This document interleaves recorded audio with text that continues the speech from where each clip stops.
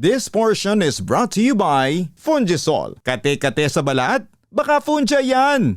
I-Fungisol mo! Benzoic acid plus salicylic acid is the generic name of Fungisol. Meron ka bang buni, an-an, alipunga, hadhad, nail fungus at iba pang problema sa balat na dulot ng fungi? Hindi kamot ang sagot. I-Fungisol mo. Kate-kate, katol-katol, i-Fungisol. Para sa buni, an-an, alipunga, hadhad, nail fungus at iba pang problema sa balat na dulot ng fungi. I-Fungisol mo. If symptoms persist, consult your doctor.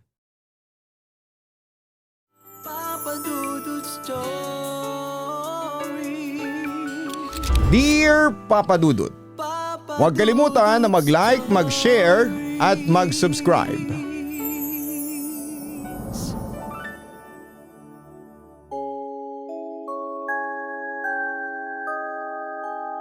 May mga lihim na minsan ay mas magandang nakatago na lamang. Ngunit meron din naman na kailangang buksan upang mabigyan ng linaw. Kung ikaw mismo ang makaalam ng isang sekreto na alam mong may mabigat na halaga, isisiwalat mo ba ito o pananatilihing nakatago sa madilim na sulok? Dear Papa Dudut, itago niyo na lamang po ako sa pangalang Alfredo, 45 years old at nagtatrabaho bilang isang security guard sa isang department store. Matagal na ako sa trabaho kong ito at masasabi ko pong sa dami ng aking binabantayang lugar ay may mga sekreto ang mga ito na minsan ay hindi mo paniniwalaan. Dahil nga po sa sekretong ito kaya naman po ito ko ngayon at napapasulat sa inyo. Minsan ko pong napanood at napakinggan sa inyong channel ang inyong programa at eto nga po naglakas din ako ng loob na magpadala ng liham sa inyong programa. Bilang isang CQ po kasi madami na rin po akong naranasang kababalaghan sa aking mga pinapasukang trabaho. Pero isang lugar po talaga ang pinakahinding-hindi ko makakalimutan. Ilang taon na rin ang nakakalipas nang maganap sa akin ang isang nakakakilabot na pangyayaring ito. Tulad po ngayon nagtatrabaho po ako noon bilang isang security guard sa isang agency. Medyo baguhan pa lang din po ako sa trabahong ito. Kaya naman nang na-assign ako na mag-duty sa isang gusali ay talaga namang pong natuwa ako at nasabik. Sabi kasi nila ay madali lang naman ang mga gagawin doon kaya hindi nila alam kung bakit kahit ilang guard na ang tinatalaga nila sa naturang gusali ay lagi nag-resign kaagad ang mga yon nang walang ibinibigay na sapat na kadahilanan. Medyo nainis pa nga ako noon sa mga tinutukoy nilang gwardya dahil parang sinasayang nila ang mga pagkakataon na makapagtrabaho samantalang ako ay gustong-gusto ko na makapagtrabaho na.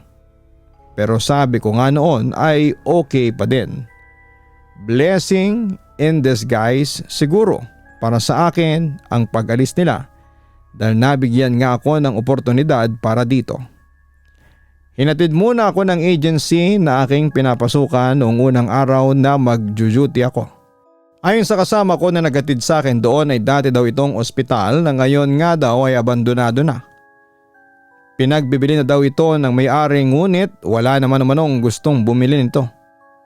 Ayon sa aking kasama may usap-usapan daw kasi na may mga nagpapakita daw sa lugar na yon na hindi naman na nabibilang sa mundong ating ginagalawan.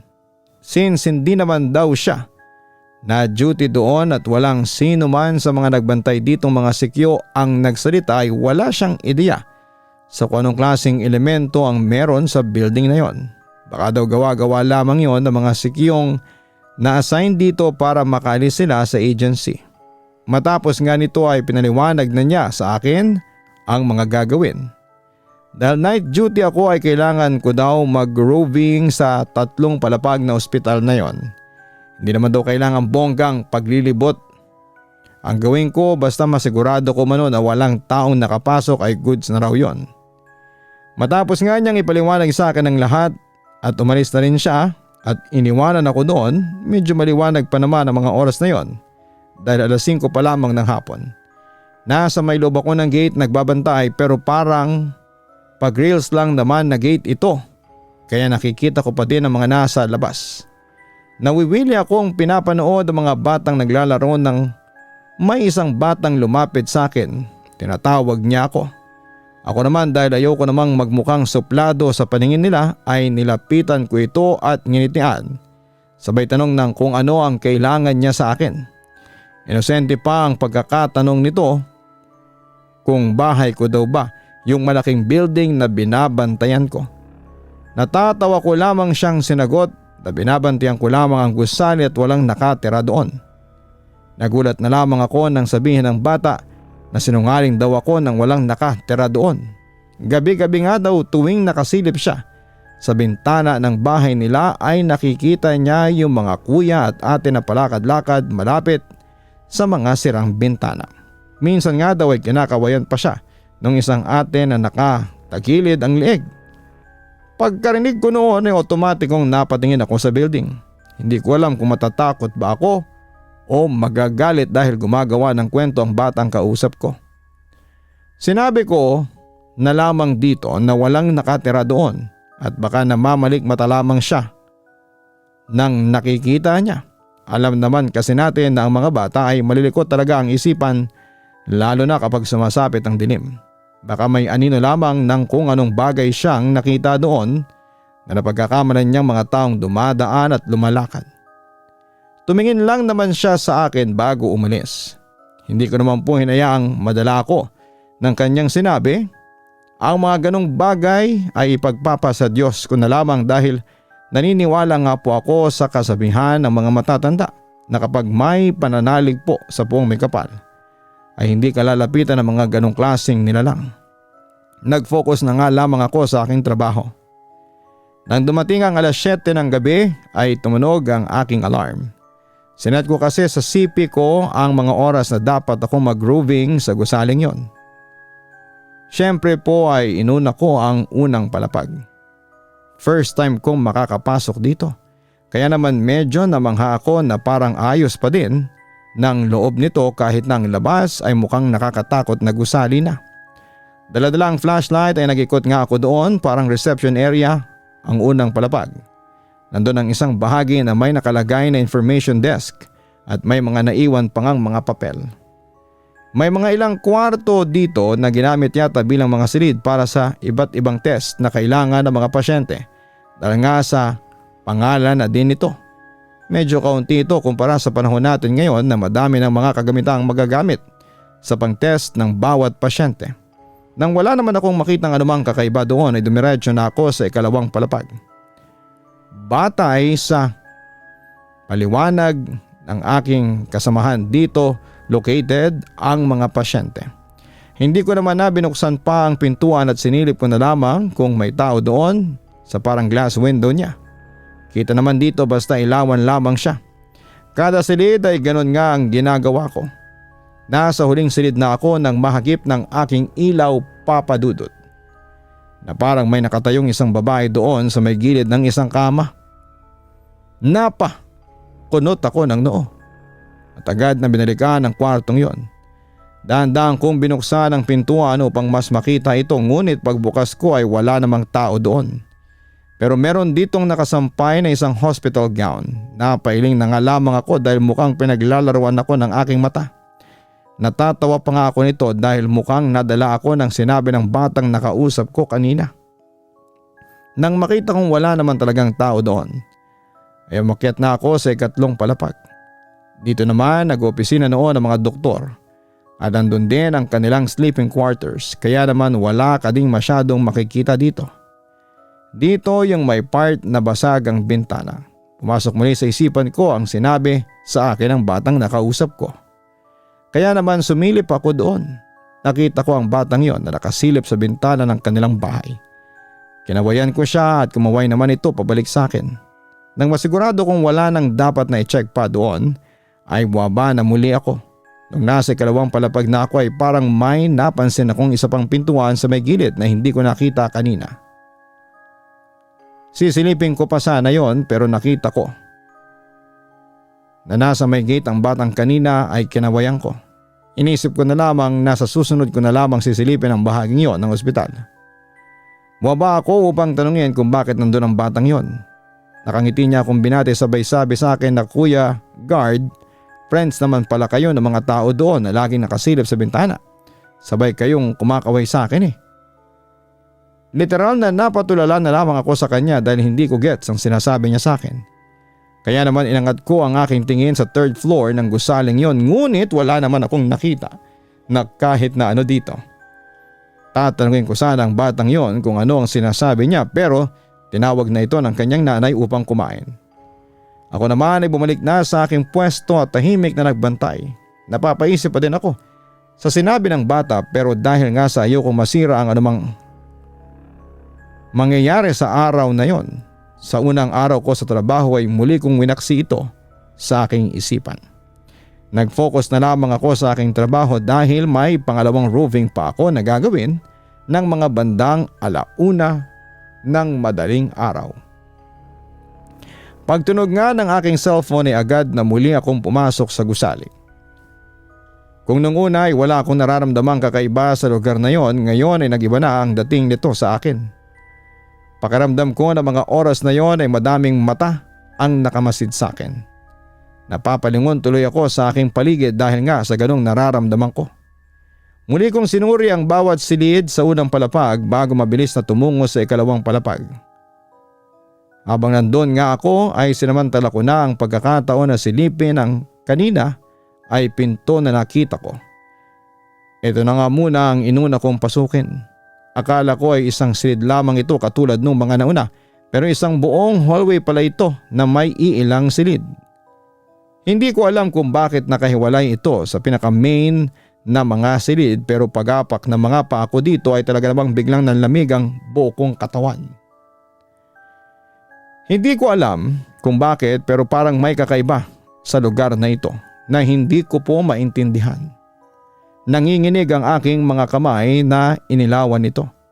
Dahan-dahan ako naglakad upang suriin ang silid na nandun. Habang naglalakad nga at inilawan ko ang bawat silid ay tila nakakarinig ako ng mahihinang tawa sa aking likuran. Kapag inilawan ko naman ito, Papa Dudut, ay wala naman akong nakikitang kahit na sinong tao doon. Pinagpatuloy ko na lamang ang aking roving duty sa lugar na yon at medyo binilisan ko na nga dahil hindi talaga ako okay sa pakiramdam. Ewan ko ba kung bakit gumana ang aking malikot na isipan dahil may feeling ako na kapag inilawan ko ang bawat pintuan ng silid na yon ay may makikita akong hindi ko magugustuhan, Papa Dudut. Kaya naman mas pinili kong itutok sa hallway ang aking dalang flashlight. Pagkatapos kong makasigurado na walang sino mang naroroon ay mabilis na akong lumabas. Parang nakahinga din ako ng maluwag nang makalis ako sa lugar na yon. Palis na ako nang bigla na lamang akong nakarinig ng malakas na hampas mula sa pintuan nang pinanggalingan ko. Napakaripas talaga ako ng takbo. Sa isipan ko ay hindi naman ako tanga para tingnan pa kung ano ang ingay na yon, gayong alam kong walang tao sa bahaging yon ng building. Tinapos ko din ng madalian ang pag-check sa ikatlong palapag bago nagmadaling bumaba na sa aking post. Nilimang ko na lamang ang aking sarili sa panonood ng mga nakakatawang video sa aking phone upang mawala sa aking isipan ang naganap na yon. Kinabukasan sa huling roving ko, mga bandang 6:00 na ng umaga ay laking pagtataka ko dahil pag-akyat ko sa ikalawang palapag. Nang gusaling yon ay wala na doon ang pintuan na aking nakita.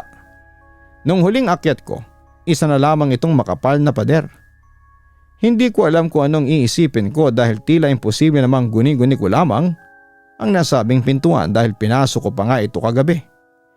Nang dumating nga ang karelyebo ko noong umaga ay tinanong ko siya tungkol sa pintuang yon. Natatawa lamang ito dahil ilang taon na daw siyang naroroon pero wala siyang nakikitang pintuan na tulad ng aking binanggit. Pero mas lumakas ang aking hinala na may kakaiba sa lugar na yon tuwing gabi. Nang banggitin niya sa akin na pangatlo na daw ako sa mga night duty na guard na nagsabi na may nakita silang tila lihim na pintuan doon sa ikalawang palapag kapag nagro-roving sila. Hindi ko na nga lamang din ito pinilit pa sa kanya dahil mukhang hindi din naman ito maniniwala sa akin. Pinilit ko na lamang ding iwaksi sa aking isipan ang lahat ng mga naranasan ko dahil unang araw ko pa lamang sa trabaho at ayoko makaapekto ito sa aking mga ginagawa. Kaya naman ang araw ding yon ay tinibayan ko ang aking kalooban at muling pumasok sa trabaho. Iniwasan kong isipin ang mga posibleng mangyayari sa akin o mararanasan ko habang naka-duty.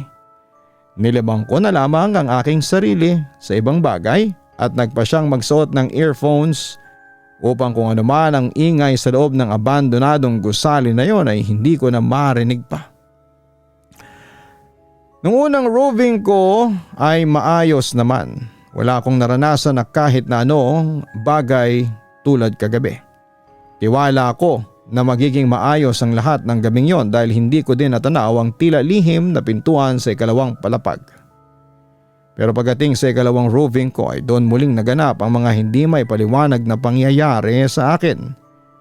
Abala ako sa aking paglilibot sa ikalawang palapag nang bigla na lamang nagputol-putol ang pinapatugtog kong musika. Inayos ko ang aking earphone dahil baka naman nagloloko lamang ito. Pero kahit natanggalin ko ito sa pagkakasaksak ay ganon pa rin ang nangyayari. Nainis pa nga ako dahil akala ko ay biglang nasira ang aking cellphone kaya naman pinili ko na lamang na patayin ito. Sinalubong muli ako ng nakabibinging katahimikan dito at hindi ko alam kung bakit tuwing nandun ako. Kahit pa sabihing ang lokasyon nito ay halos katabi ng kalsada kung saan ay may mga dumadaang sasakyan ay parang walang anumang ingay o tunog na pumapasok sa loob nito. Dahil nga nawala yung distraction ko ay binilisan ko na lamang ang aking paglilibot dito. Sa pagkakataon pong yon ay muli na namang lumitaw ang misteryosong pintuan na kanina lamang ay wala naman doon. Hindi ako makapagdesisyon kung papasukin ko ba itong muli o hindi na. Naisipan ko din naman na hindi naman yata alam na may-ari ng gusaling yon na may ganong pintuan dito kaya walang mangyayari kung hindi ko i-check ang lugar na yon. Nagdesisyon nga po akong lampasan ito at tumungo na sa ikatlong palapag. Natapos din naman kagad ako ng walang aberya.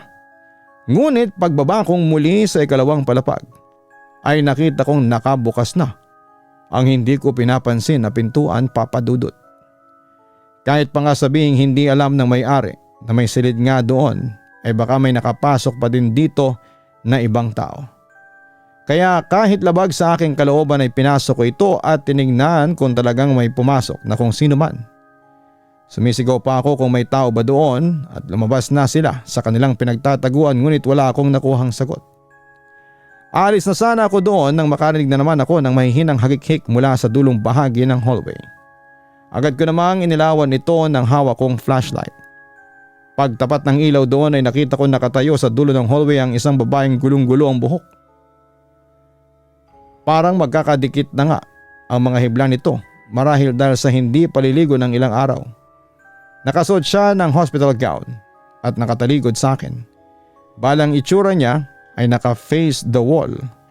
Naririnig ko ang mahihinang hagik-hik at ang pagbulong niya. Pero dahil malayo ako ay hindi ko maintindihan kung ano nga ba ang sinasabi niya. Sinigawan ko siya na anong ginagawa niya sa loob ng gusaling yon at kung paano siya nakapasok dito pero hindi niya ako sinagot. Alam kong narinig niya, Papa Dudut, dahil biglang naging straight ang tayo niya at tumigil sa kanyang pagbulong at pagtawa. Lalapitan ko na nga lamang siya nang walang ano-ano'y humarap siya sa akin nang hilakbot talaga ako nang makita ko ang kanyang itsura, Papa Dudut. Nakangiti siya sa akin ng malapad, tumutulo ang kanyang laway at ang mga mata niya ay puting-puti na. Pagkaharap niya pati sa akin ay siya namang pagluloko ng aking flashlight. Namatay ito bigla at nang bumukas ito ay muli wala na sa kanyang pwesto ang babaeng nakita ko kanina. Nakabukas na rin ang mga pintuan ng mga silid na naroroon. Mabilis kong inilawan ang mga ito upang makita ko nasaan siya sa mga pintuang yon. Nakita ko siyang nakangiti pa din sa akin habang nakasilip sa may pangatlong silid malapit sa aking pwesto. Kitang-kita ko talaga ang pagtulo ng kanyang laway at ang kanyang mga ngiti ay parang nakaukit na din sa kanyang muka. Dahan-dahan na nga ang aking pag-atras dahil alam kong hindi na normal ang mga nangyayaring ito. Pasimple ko nilingon ang pintuan palabas sa lugar na yon upang tignan kung madali ba akong makakatakbo. Nang makita ko namang bukas na bukas ito ay muli kong nilingon ang babaeng yon kung nandun pa din siya sa kanyang pwesto. Wala na ito sa may pintuan ng silid, bagkos ay nakatayo na siya sa may gitna ng hallway. Nakatingin sa akin habang ang kanyang katawan ay parang nababali-bali pa. Ewan ko ba naman sa aking sarili kung bakit hinintay ko pa siyang matapos sa kanyang tila orasyon bago ako kumilos. Parang natulala na din ako at hindi talaga makaikilos ang aking katawan. Natauhan lamang yata ako sa aking pagkakatulala nang makita ko ang itsura nito. Alam niyo po yung itsura ng mga napoposes sa movie? Ganon ang itsura niya. Ang dalawang kamay niya ay nakalapat sa sahig at ang mukha niya ay nakaharap sa akin. Sa ganong posisyon niya ay mabilis siyang tila patakbong nagtungo sa aking lokasyon. Ako naman dahil sa sobrang gulat at takot ay talaga namang napakaripas din ang takbo. Parang maiihina ako sa aking pants na suot ng mga oras na yon sa sobrang kabog ng aking dibdib. Pagkalabas ko ay mabilis kong sinarado ang pintuan. Habang tumatakbo nga ako pababa, sa unang palapag ay naririnig ko pa ang malalakas na paghampas ng kung ano sa may pintuang sinarado ko. Hindi ko na nilingon ito at hingal na lumabas sa building na yon. Ramdam na ramdam ko ang panginginig ng aking katawan matapos ng insidenteng ito. Parang ayoko na ulit umakyat sa building na yon, kaya naman nang dumating ang ikatlong shift ng roving ko ay hindi ko na ito nagawa pa. Pagdating ng kapalitan ko sa duty, hindi na ako nakapagkwento pa sa kanya at dire-diretsyong umalis. Kita ko ang pagkataka sa mukha ng aking kasamahan dahil sa aking inasta. Pero wala na akong panahon para magpaliwanag pa sa kanya. Gusto ko nang makauwi at makaalis sa lugar na yon. Pinag-iisipan ko na nga din ang pagpapasa ng resignation. Parang hindi ko na kayang tagalan pa ang ganong mga senaryo sa gusaling yon. Kahit pala gaano kalaki ang pananampalataya mo sa buong may kapal, kapag natipuhan kang paramdaman o takutin ng ganong mga nilalang ay hindi ka na makakatakas pa. Parang wala sa sarili naglalakad ako noon nang may kumalabit sa akin na isang matandang lalaki. Halos patalon nga ako sa gulat dahil medyo tulala nga ako ng mga panahong yon. Nang makita kong isa lamang yon sa mga taga roon ay nawala naman ang lahat ng aking kaba. Hindi nga ito nagpaligoy-ligoy pa at tinanong kaagad kung nakita ko din daw ba sa loob ng gusaling yon ang mga kaluluwang hindi matahimik. Dahil na-curious na rin naman ako sa kung ano nga ba ang mga nakikita ko sa lugar na yon at ang tila nakatagong mga silid dito ay nagtanong na ako sa kanya. Kinuwento nga sa akin ng matandang lalaki na nung operational pa ang abandonadong gusaling yon ay maayos naman ito nung una. Isa umano itong pribadong ospital at maraming mga taga roon na nagpapacheck up dito. Akala talaga ng lahat ay okay dito at walang problema, ngunit pumutok ang isang iskandalo sa ospital na yon. Nagkaroon ng isang kapabayaan sa part ng ospital kung saan ilang mga pasyenteng may nakakahawa at malalang sakit ang namatay sa ospital. Nakahiwalay umano ang ward ng mga ito dahil nga sa sakit nila. Pinagtakpan lamang ito ng pamunuan at pinapirma ang pamilya ng mga pasyenteng yon sa isang waiver na nagsasaad na hindi sila magsasalita pa. Sinarado na rin daw ang bahaging yon ng ospital kung saan sila nasawi. Binayaran sila ng may-ari sa danyos na nagawa ng mga ito sa kanilang pamilya. Ngunit ang mga individual na nasawi dito ay tila hindi na matahimik pa. Makalipas ang ilang buwan matapos masawi ang mga ito ay doon na nagsimula ang kabi-kabilang pagpaparamdam ng mga nasawing pasyente doon. May mga pagkakataon na nakakarinig ang ilang mga nurses na mga umiiyak at tumatawag na mga individual ng pangalan nila, lalo na kapag sumasapit ang gabi at madaling araw. Sa pagitan ng oras na yon umano kasi nasawi ang mga ito, kaya mas malakas ang pagpaparamdam nila sa ganong mga oras. Sila daw na mga taga roon ay madalas na makakita ng mga naglalakad na tao doon sa mga basag na salamin sa may ikatlong palapag. Dahil nga sa mga nangyaring yon ay pinasarado na ng tuluyan ang bahaging yon ng ospital at tinakpan ang pintuan patungo sa ward kung saan namatay ang mga nagpapakitang kaluluwa. Akala umano na may-ari ay doon na matatapos ang lahat, ngunit nagpatuloy ang ganong mga pagpaparamdam. Nadagdagan pa ito ng kwento ng lumabas nga minsan ang tinatagong pintuan at kapag pinasok ito nang nakakita dito ay doon na nagpapakita at nananakot ang mga kaluluwang ligaw na naiwan dito. Hanggang sa nagsara na nga ng tuluyan ng naturang ospital at hindi pa rin po ito natigil. Madalas pa ding makita ang mga nilalang na yon. Kaya nga daw karamihan sa mga night duty na guard ng abandonadong gusali ay nag-resign kaagad. Hindi nila kinakaya ang mga nangyayari sa lugar na yon.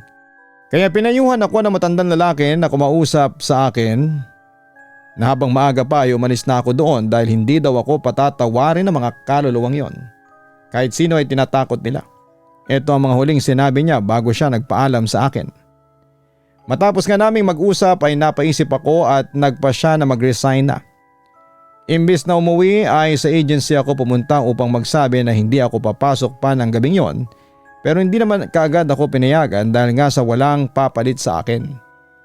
Ikinuwento ko sa kanila ang lahat ng dahilan upang payagan lamang nila ako, pero pinakiusapin nila ako na magstay muna kahit na ilang gabi hanggang sa makahanap sila ng ipapalit sa akin sa posisyong yon. Kahit na hindi ko na raw pasukin ang loob ng gusali basta mag-duty lamang daw ako. Kahit ayaw ko na doon ay wala din akong nagawa dahil biglaan nga din naman ang aking pagre-resign. Nangako naman sila na hahanap sila kaagad ng magiging kapalit ko sa pwestong yon at lilipat ako sa ibang lugar. Umuwi ako ng araw na yon na medyo may panlulumo dahil muli na naman akong babalik sa nakakatakot na lugar na yon. Hindi ko alam kung makakatagal pa ako ng ilang gabi dito kahit pa nga sabihin na hindi ako papasok sa loob. Doon naman pumasok sa aking isipan na baka kapag nag-alay ako ng dasal sa mga kaluluwang yon, na huwag akong gambalain ay makinig ang mga ito. Kinagabihan ng pagbalik ko ay agad akong nagtirik ng ilang kandila at nagdasal. Ipinagdasal ko na sana'y matahimik na sila, gayon din ang panalangin na huwag na sana nila akong gambalain pa habang naroon ako. Talaga pong taimtim akong nanalangin at umasa na makikinig sila sa akin at sa awa naman po ng Diyos. Matapos kong gawin ang pagdarasal na yon ay wala na akong naramdaman na kakaiba sa lugar na yon. Napaisip tuloy ako na baka naman gusto lamang ng mga ito ng simpleng dasal para sa kanilang katahimikan dahil nga hindi nila ito nakuha nung panahong nabubuhay pa sila. Biglaan na lamang silang nawala sa mundong ito na hindi man lang ata nakapagpaalam sa kanilang mga mahal sa buhay. Kaya naman tuwing gabi habang shift ko ay nagtitirik ako ng kandila doon at pinagdarasal ang kanilang mga kaluluwa. Mukhang effective naman po ang aking ginawa dahil sabi nung batang madalas na pumupunta at tumatambay sa gate ay hindi na raw niya nakikita ang mga ate at kuya na kumakaway at naglalakad kapag gabi doon sa may bintana. Hanggang sa matapos nga po ang pagjujuti ko doon at mapalitan ako ay pinagpatuloy ko ang ganong gawain. Umaasa ako na kahit nasa ganong kasimpleng paraan ay natahimik nga sila ng tuluyan. Mula po nang umalis ako sa lugar na yon ay nabalitaan ko na nga lang po isang araw na giniba na ito at naibenta na ng may-ari.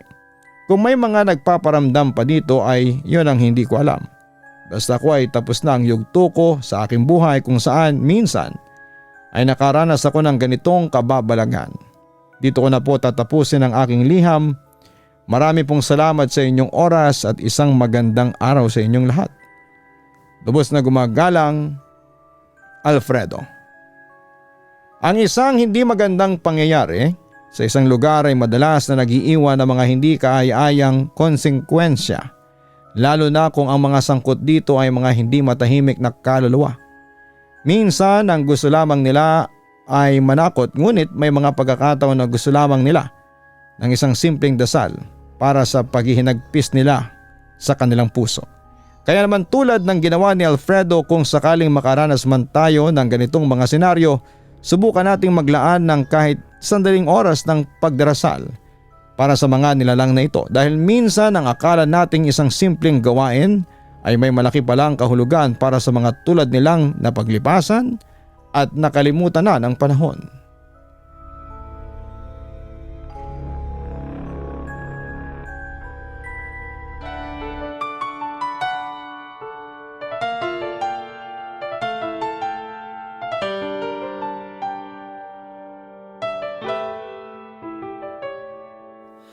Ang buhay ay mahiwaga, laging may lungkot at saya. Sa Papa Dudut Stories, laging may karamay ka.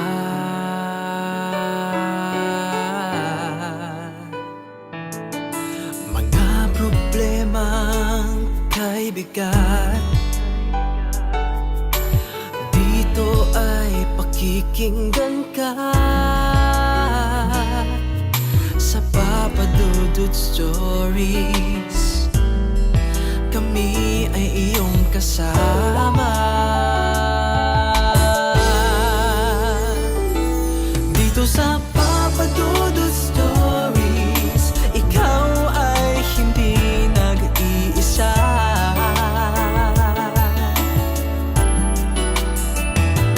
Dito sa Papa Dudut Stories, may nagmamahal sa'yo. Papa Dudut Stories, Papa Dudut Stories, Papa Dudut Stories.